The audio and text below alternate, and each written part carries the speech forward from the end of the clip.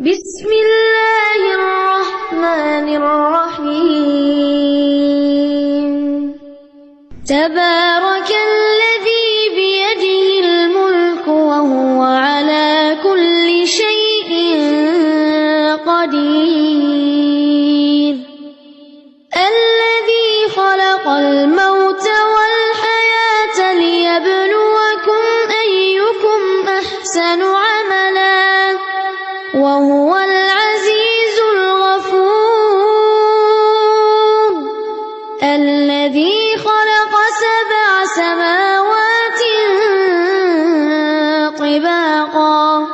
ما ترى في خلق الرحمن من